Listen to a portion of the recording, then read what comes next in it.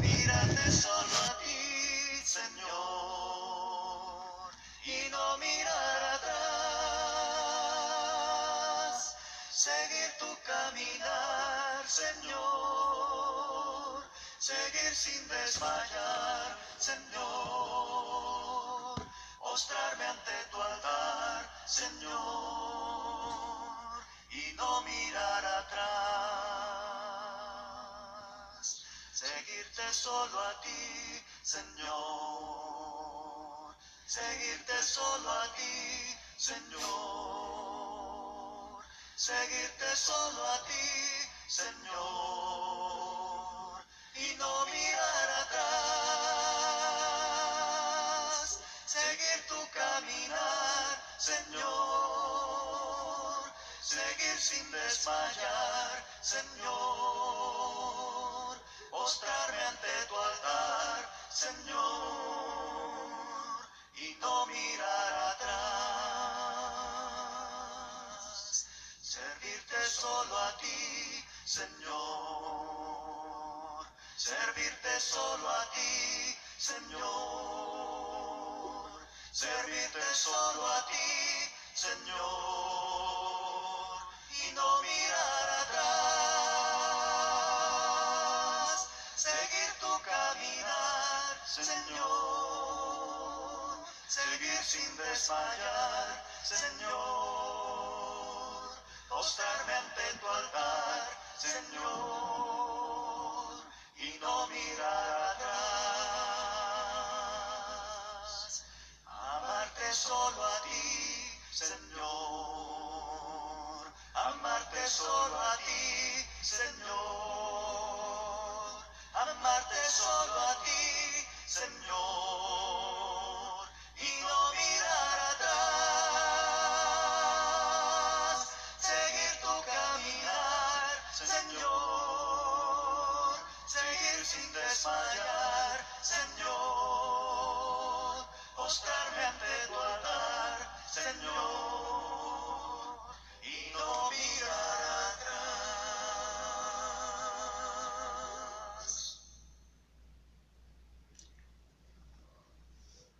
Por la gracia de Dios, listos para compartir un mensaje más, que esperamos este mensaje suba a Dios con olor fragante, pero que también sea para edificación de los que lo escuchamos. Y antes de comenzar quiero aclarar que no tengo los derechos de autor de esta alabanza. Basta de pretextos. Un pretexto es un argumento o una razón que se esgrime para justificar una acción o para explicar por qué no se ha realizado algo. En ocasiones, el pretexto es aquello que se anuncia como motivo, pero que en realidad oculta otra motivación que no se difunde. Y no sé por qué, pero tenemos fama los mexicanos que somos expertos, maestros en los pretextos. ¿Cuándo surgen los pretextos? Comúnmente, cuando un error aparece por la razón que fuere, la mente, con una vertiginosa rapidez, origina el pretexto, que sabemos es el motivo que se usa como justificación del error cometido. En lugar de admitir la falta o libremente negar lo que no se pide, o simplemente es evadir responsabilidades. Por eso, desde que se inventaron las justificaciones o las excusas, se acabaron los pretextos.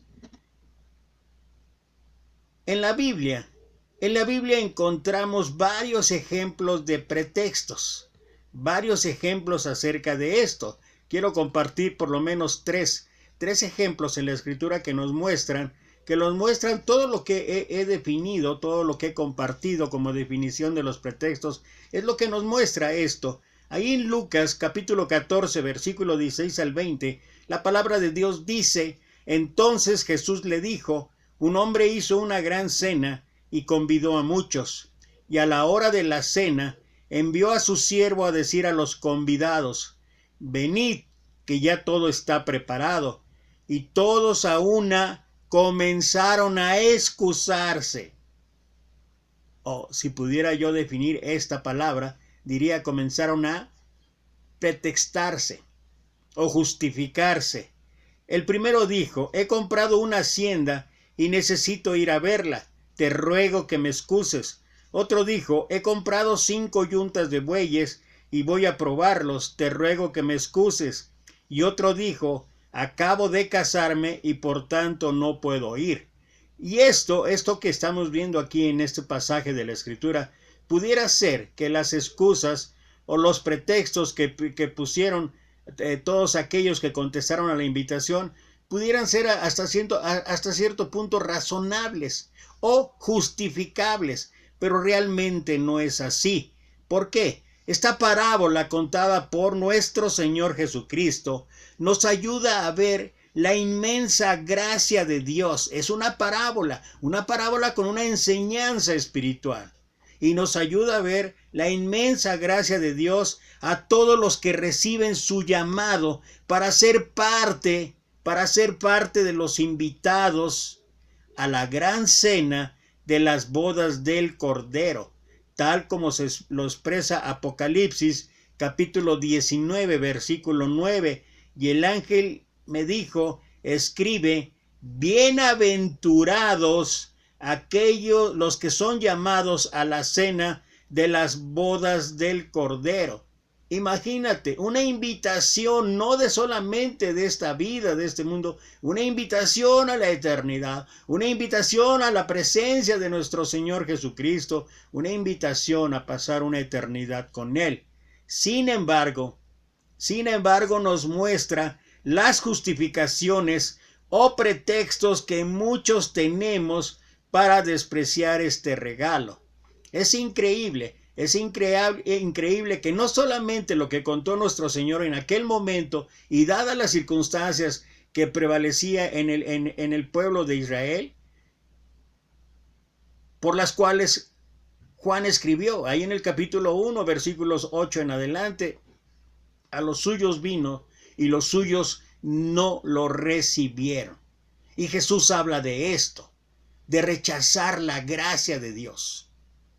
Pero dice ahí: pero a los que le recibieron, a los que les dio,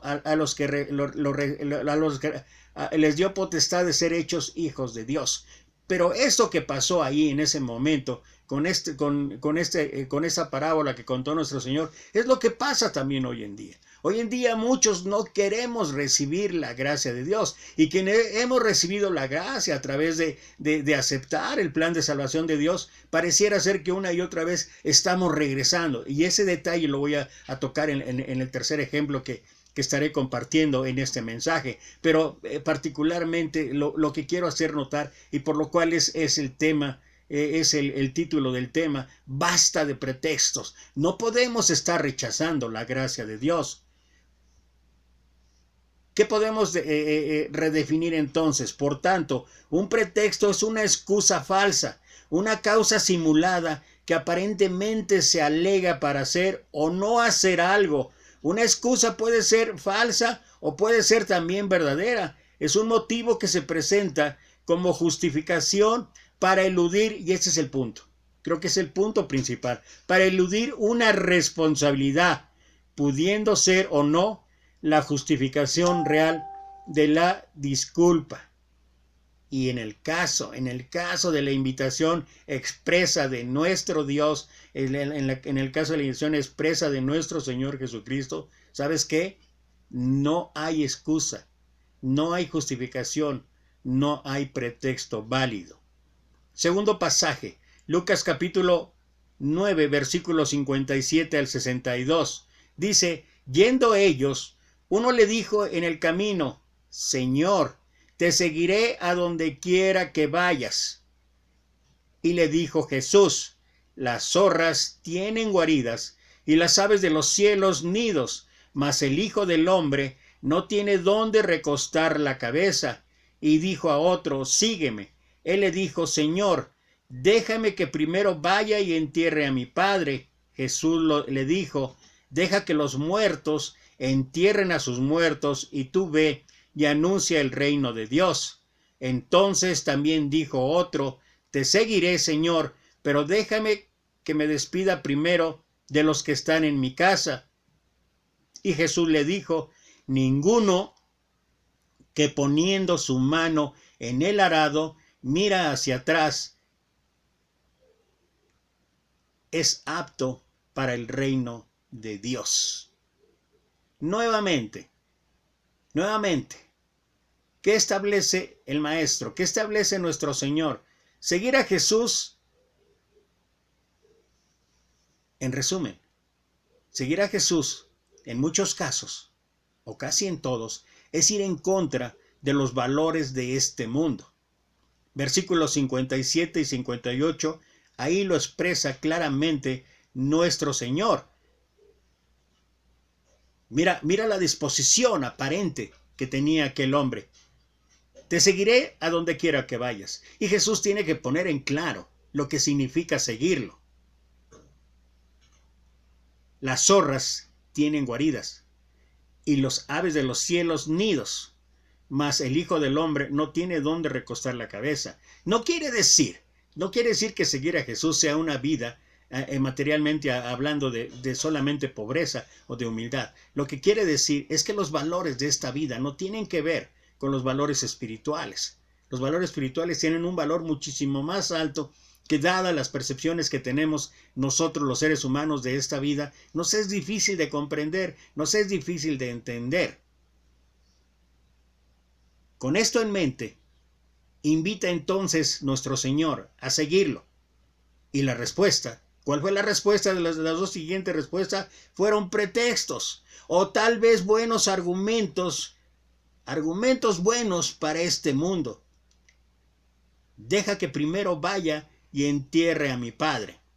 Jesús le dijo: deja que los muertos entierren a sus muertos, y tú ve y anuncia el reino de Dios. Lo que Él está estableciendo no es propiamente como a veces lo hemos llevado a la exageración. Hay que recordar la profundidad, hay que recordar la enseñanza espiritual. Nos está diciendo que nos desatendamos de los negocios de este mundo, de las cosas prioritarias que pueden ocurrir en esta vida. No está hablando de casos extremos, de que voy a dejar ahí en el caso de una pérdida de algún familiar, o en este caso expresamente de los padres, a dejarlos ahí y olvidarme de ellos. No, lo que está diciendo es que en un momento dado, cuando tenemos que poner en prioridad los valores de esta vida, los valores de este mundo, con los valores espirituales o lo que significa seguir a Jesucristo, tiene que prevalecer. Por eso él habló allá en Lucas capítulo 10, versículo 25 en adelante: el que no aborrece padre, madre, hermano, hijo, tía, etcétera, etcétera, etcétera, etcétera, no puede ser mi discípulo. ¿Por qué? Porque en primera instancia en nuestra vida, lo primero en nuestra vida debe ser Dios. Y para nosotros esto es una comprensión difícil de aceptar. Para nosotros, ya sea como padres o como hijos, ya sea como familia, nosotros regularmente ponemos en primera instancia los valores familiares, y qué bueno. Nosotros en algunas ocasiones, eso sí es más frecuente, ponemos primero el trabajo secular, el trabajo material, que el trabajo en la obra de Dios. Por eso el Señor dice, en esta escala de valores, el Señor dice: deja que los muertos, o sea, deja que los que se quieran ocupar en los valores de esa vida lo hagan. Pero tú ve y dice y anuncia el reino de Dios. O sea, debe prevalecer por siempre en nuestra vida los valores espirituales. Debe prevalecer siempre, o como prioridad en nuestra vida, el poner primero a Dios. ¿Recuerdas cómo resumió la ley y los profetas nuestro Señor? El primer mandamiento, ¿cuál era? Amarás a Dios con todo lo que sigue, con todo tu corazón, tu mente, tu fuerza. Y el segundo, amarás a tu prójimo. No nos podemos desatender del cuidado de los demás. No nos podemos desatender porque la Biblia misma dice: sobrellevar los unos las cargas de los otros y cumplir así la ley de Cristo. Así que, según tengamos oportunidad, hagamos bien a todos, y mayormente a los de la familia de la fe. Escribe Pablo en Gálatas capítulo 6, versículo 10. Estableciendo que no nos cansemos de hacer el bien, porque a su tiempo segaremos y no desmayamos. Por supuesto que tenemos un compromiso, una responsabilidad entre nosotros, pero aún antes de nosotros, ¿qué es? Primero Dios. Entonces, ¿qué es lo que está explicando aquí nuestro Señor? Nada más claro, por eso termina. Por eso termina ahí el versículo 62. Ninguno que poniendo su mano en el arado mira hacia atrás es apto para entrar al reino de Dios. O sea, si tú no puedes aceptar esa diferencia, si nosotros no podemos aceptar el poner primero a Dios, va a ser muy difícil que en nuestra vida lo primero sea Dios. ¿Y sabes qué? Cuando uno pone primero a Dios, la consecuencia es que todo lo demás se facilita. Todo lo demás es más fácil. Todo lo demás es más claro. Todo lo demás se simplifica. Es más sencillo. ¿Por qué? Porque contamos con el poder de Dios. Contamos con la gracia de Dios. Cuando nosotros lo hacemos de esa manera, cuando nosotros lo entendemos de esa manera, entonces nuestra vida puede cambiar en muchos sentidos. Con estos dos ejemplos que acabo de compartir, me gustaría compartir este tercer ejemplo. Estamos hablando de basta de pretextos. Y este tercer ejemplo muestra en detalle, en gran manera, lo que pasa en nuestra vida. Lo que ocurre en nuestra vida. Lo que puede suceder y que está sucediendo en nuestra vida. Voy a ir ahí al Evangelio de Juan. Voy al capítulo 5, versículo 1 al 7. Dice la palabra de Dios. Después de estas cosas, había una fiesta de los judíos y subió Jesús a Jerusalén. Y hay en Jerusalén, cerca de la puerta de las ovejas, un estanque llamado en hebreo Betesda, el cual tiene 5 pórticos. En estos yacía una multitud de enfermos, ciegos, cojos y paralíticos, que esperaban el movimiento del agua. Porque un ángel descendía de tiempo en tiempo al estanque y agitaba el agua, y el que primero descendía al estanque, después del movimiento de agua, quedaba sano de cualquier enfermedad que tuviese. Y había ahí un hombre que hacía 38 años que estaba enfermo. Cuando Jesús lo vio acostado y supo que llevaba ya mucho tiempo así, le dijo: ¿Quieres ser sano? Señor, nota particularmente el versículo 7. Señor, le respondió el enfermo, no tengo quien me meta en el estanque cuando se agite el agua, y entre tanto que yo voy, otro desciende antes que yo. Analicemos el pasaje. Y vale la pena analizarlo, porque esto que ocurrió allá en Betesda, esto que pasó nuestro Señor allá en Betesda, es lo que ocurre de una forma física, material, pero sobre todo de una forma espiritual, es lo que ocurre hoy en día. ¿Y qué es lo que prevalece hoy en día? Al igual que ocurrió ahí con el hombre ahí enfermo por 38 años, los pretextos. Dice versículo 1, regresando, ¿dónde estaba Jesús? Dice que Jesús subió a Jerusalén. Si uno puede aislar, que eso es el problema que tenemos cuando sacamos un versículo de contexto, cuando no consideramos lo que está pasando en general y nosotros damos pie a doctrinas extrañas, damos pie a doctrinas que no son las correctas. Y de ahí surgen increíblemente grupos religiosos. Porque si nosotros aislamos el versículo 1, había una fiesta y Jesús subió ahí a Jerusalén, imaginamos que entonces tenían razón los fariseos, los escribas, los líderes religiosos, cuando de una y otra vez siempre calificaron a Jesús como que comelón, como bebedor. Pareciera que al Señor le encantaba la fiesta. Y esto disgustaba en extremo a aquellos líderes religiosos. El ver que Jesús participaba frecuentemente en fiestas, en comidas, en banquetes. Pero realmente lo que nos muestra el Señor es que todo tiene su tiempo y todo lo que se quiere debajo del cielo tiene su hora. Y hay un tiempo para todo. Pero si nosotros aislamos el versículo, entonces imaginaríamos que realmente Jesús iba nuevamente a otra fiesta, pero la realidad es totalmente diferente. Porque cuando encontramos el versículo, ¿qué había en Jerusalén? El versículo 2. Había en la puerta de las ovejas un estanque llamado en hebreo Betesda, el cual tiene 5 pórticos. Vale la pena analizar brevemente este versículo en cuanto a los detalles que ofrece el pasaje. Dice que había 5 pórticos. Un pórtico es una puerta enorme, una puerta grande. Y dice que eran cinco pórticos, lo que significa que aquel lugar debe haber sido en extremo grande. Para tener 5 entradas o 5 puertas o 5 pórticos, debe haber sido aquel lugar llamado el estanque de Bethesda, un lugar en amplitud grande. ¿Por qué? Bueno, la respuesta está ahí mismo, porque dice el versículo 3, en estos yacía una multitud,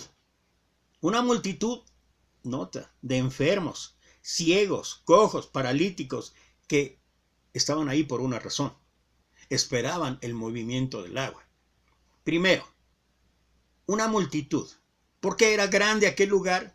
Porque para poder albergar o poder hospedar a una multitud, que una multitud mínimo, estamos hablando más de 1000 personas, imagínate en un lugar donde puedan caber más de 1000 personas, debe haber sido, por eso tenía 5 pórticos, y por eso era enorme, por eso era una multitud. Ahora, era lamentable la situación, era lamentable lo que ocurría ahí, porque esa multitud era de enfermos, era de ciegos, era de cojos, era de paralíticos, y todos esperaban el movimiento del agua. ¿Para qué? Bueno, versículo 4, porque un ángel descendía de tiempo en tiempo al estanque y agitaba el agua, y el que primero descendía al estanque después del movimiento de agua quedaba sano de cualquier enfermedad que tuviese. Es importante señalar que no en detalle explica aquí el pasaje cada cuándo bajaba el ángel. Pudo haber sido una vez por día, pudo haber sido 2, 3 veces por día, no lo sé. Solamente expresa el ángel descendía de tiempo en tiempo. Ahora, ¿qué era el resultado? Cuando el ángel bajaba, se agitaba el agua, entonces aquel que primero entraba después de que ocurría este suceso, dice que quedaba sano de cualquier enfermedad que tuviese. Si nosotros podemos imaginar en alguna manera o una similitud a lo que vivimos hoy en día, una similitud primero en la parte física, en la parte de salud, en la parte por todo lo que hemos vivido ahorita en estos últimos 3 años de pandemia, creo que en algunas formas pudiéramos encontrar una similitud, aunque no podría ser muy claro. Porque para encontrar una multitud de enfermos, ciegos, cojos y paralíticos en el mismo lugar mezclados unos con otros totalmente, es difícil. De inmediato pensaríamos tal vez en hospitales, pero aún en hospitales están divididos por secciones. Está cardiología, está estomatología, está los diferentes fisioterapia, etcétera, las diferentes afecciones que pueden sufrir en la salud del cuerpo humano, están divididos y están ordenados y están en camas. O sea, tienen un plano muy distinto, pero ahí era la realidad, o era toda la cruda realidad. Estaban mezclados todos los enfermos. Había ciegos, había paralíticos, ahora dice enfermos. Pudieron haber sido leprosos incluso. Pudieron haber sido gente que a lo mejor tenía cáncer. O sea, el cuadro era drástico.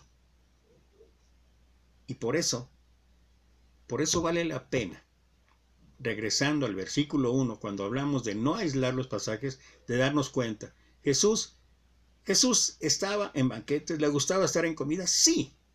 Era comelón, era bebedor, como tal vez lo calificaron todos los líderes religiosos, sí, tal vez. Pero el Señor siempre va a estar donde hay necesidad. Y la presencia del Señor en Jerusalén no era en la fiesta. La presencia del Señor era ahí donde había necesidad. Había necesidad física, había necesidad material, pero sobre todo había necesidad de Dios, una necesidad espiritual. Y es algo que, haciendo una similitud con lo que ocurre hoy en día, no solamente hay, por todo esto que ha pasado con la pandemia, no solamente hay necesidad física, no solamente hay una cuestión de salud física. Hay una cuestión también de salud mental, hay una cuestión de salud emocional, hay una cuestión de salud espiritual. sobre todo eso. Hoy existimos muchos que de una u otra manera tal vez estemos pasando problemas de salud física. Ya lo he mencionado a otros. En mi caso, mis ojos. Por la gracia de Dios puedo todavía grabar, puedo todavía medianamente tener visión, pero estoy pasando momentos, ha cambiado drásticamente mi vida en los últimos 3 años a partir de mis operaciones en los ojos. ¿Y sabes qué? Hay ocasiones en que sí es desesperante. Y al igual que aquellos enfermos ahí esperando el movimiento del ángel, que el ángel agitara el agua y tener la oportunidad de ser sanados, yo espero o he comprendido que más allá de la salud física está la salud espiritual, la salud interna. Y muchos de nosotros estamos enfermos, estamos cojos, estamos ciegos, estamos pasando problemas o de parálisis, como expresamente el caso que enseguida narra el pasaje, que estamos paralizados, pero espiritualmente. Estamos ciegos espiritualmente, estamos cojos espiritualmente, estamos enfermos de cualquier enfermedad, pero hablando espiritualmente. Y tenemos una gran necesidad, y tenemos una necesidad de esperar, la esperanza de que Dios es el único que puede traer solución a nuestras vidas. Mucha gente en el mundo, o sea, hablamos de aquellos que de una u otra manera hemos aceptado el plan de salvación. Hemos sido sumergidos en el agua del bautismo. Hemos tratado de iniciar una vida nueva, pero aún así una y otra vez estamos regresando a nuestra vida pasada. ¿Por qué? Por errores propios, o porque no acabamos de entender, o porque pasamos otro tipo de problemas que pasan en este mundo y nos afectan gravemente. Y también esperamos que día a día el Señor nos sane. Pero imagina el mundo en general. Cuando vemos la descripción de Efesios capítulo 2, versículo 1 al 3, hijos de desobediencia, llenos de maldad, bajo la potestad del príncipe de las tinieblas. ¿Nos podemos imaginar cuál es la situación? Nos podemos imaginar la ira que tiene.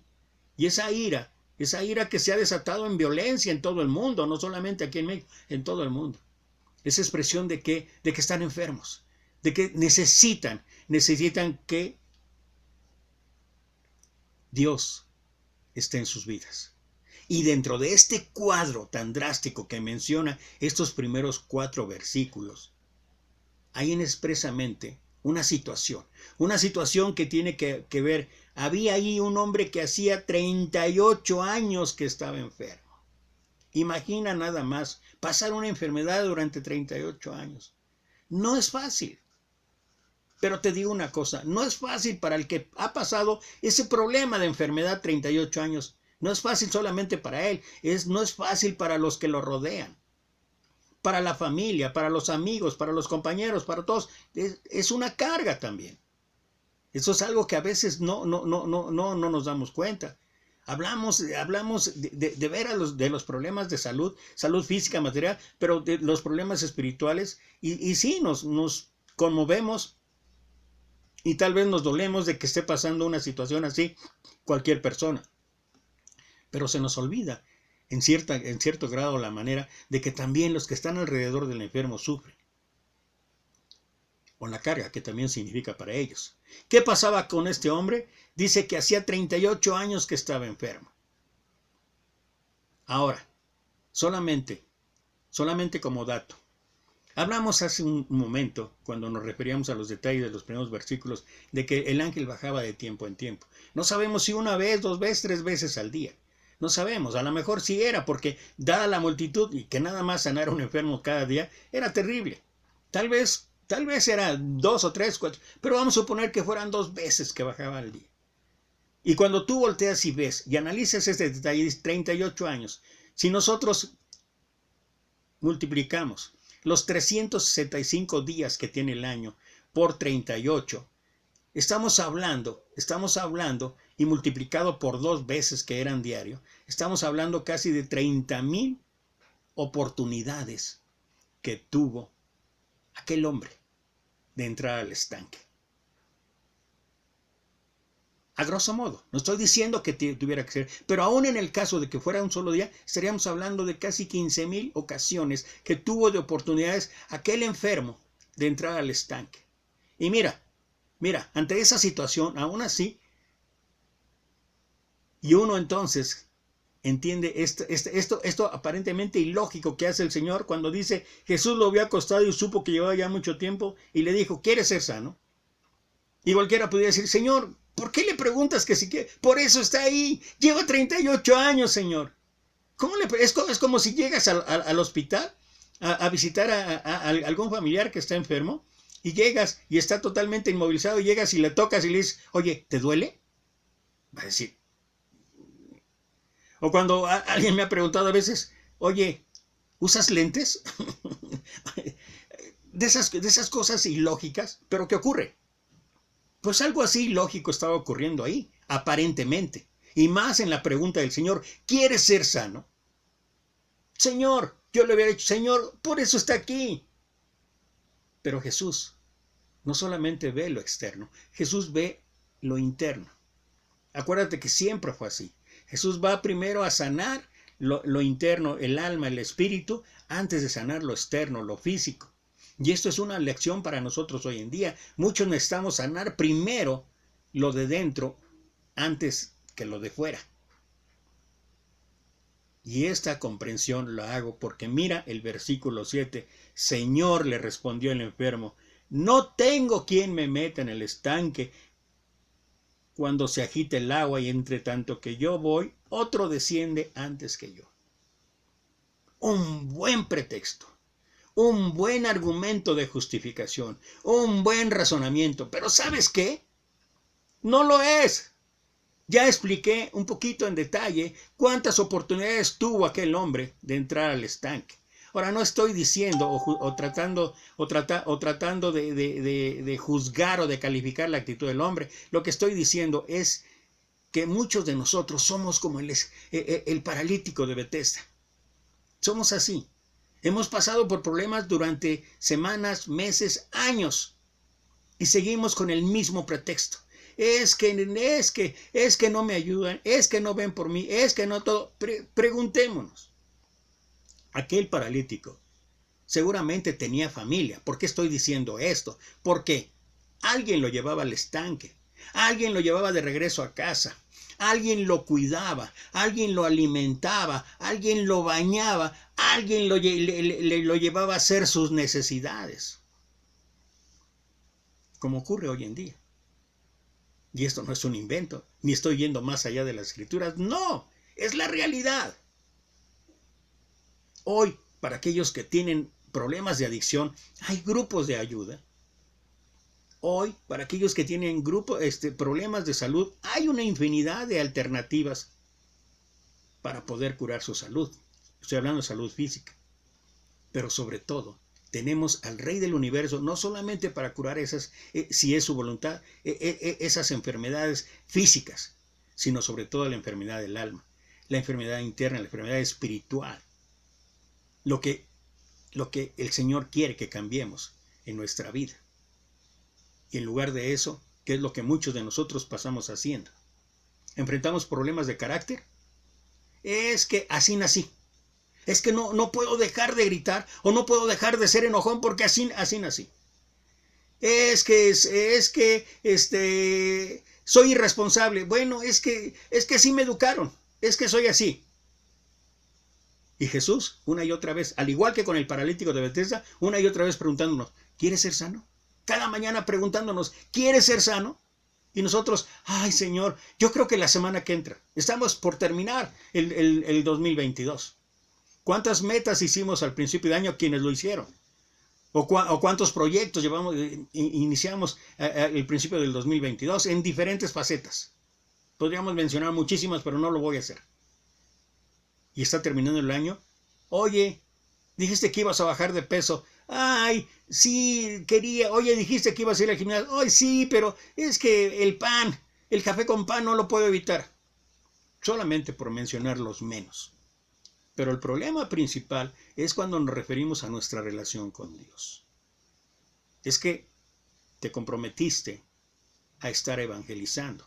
te comprometiste a ser parte de tu congregación donde asistas, de la iglesia donde asistas, y participar más en todo el trabajo ahí en la obra. Es que te comprometiste a estar preparando mensajes.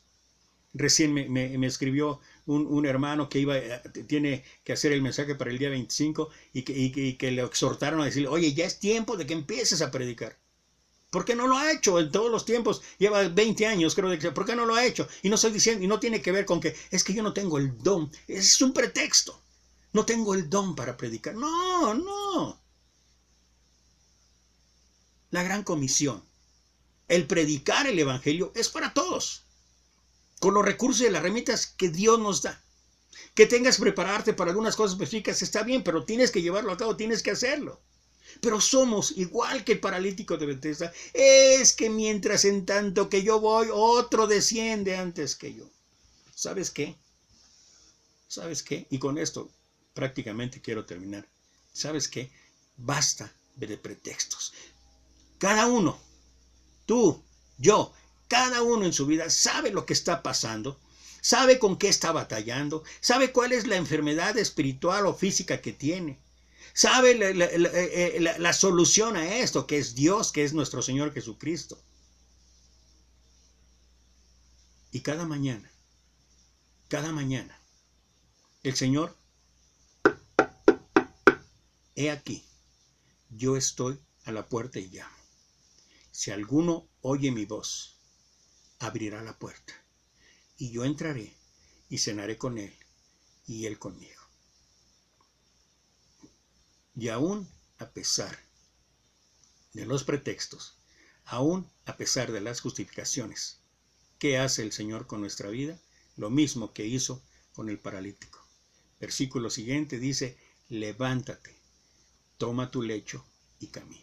En un instante, después de 38 años, el Señor trajo sanidad a su vida. Y esa es la sanidad que Jesús te está ofreciendo a ti, me está ofreciendo a mí, nos está ofreciendo a nosotros cada día.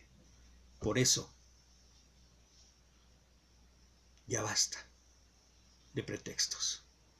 Aprendamos, desarrollemos y tengamos una relación diaria, plena con Dios, y tu vida, mi vida, nuestra vida cambiará totalmente en extremo. Que Dios te bendiga.